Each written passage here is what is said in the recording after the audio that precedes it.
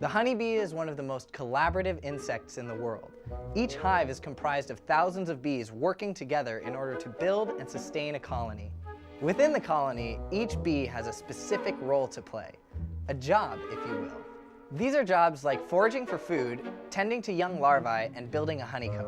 But with a brain about the size of a sesame seed, it begs the question, how do bees know what specific job they need to do in order to keep balance in the hive?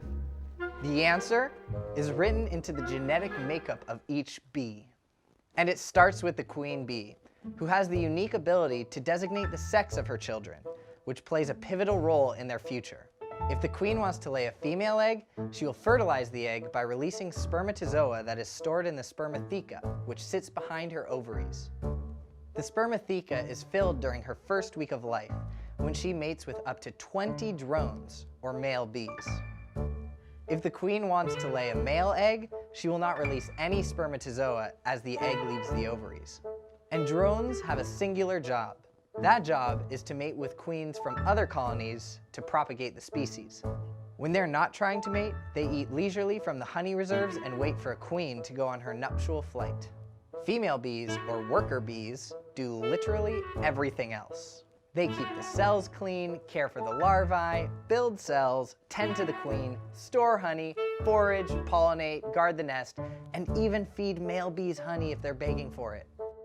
Each bee knows what to do because their hormones activate the part of their genetic makeup that tells them what jobs they have to tackle and when they have to tackle them.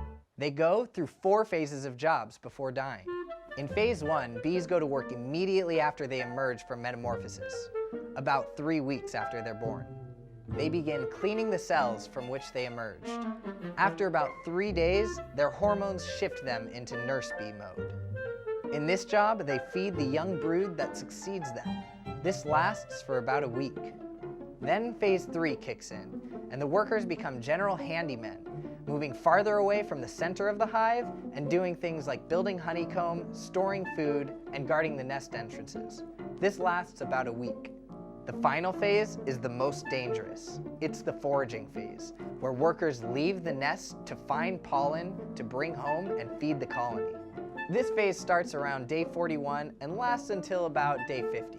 After a short life of constant work, most workers will leave the nest as death approaches. The corpses of those that die inside the hive are carried out by undertaker bees. It's a thankless life for the worker bee, but this collaboration and process has made them one of the most successful superorganisms in nature.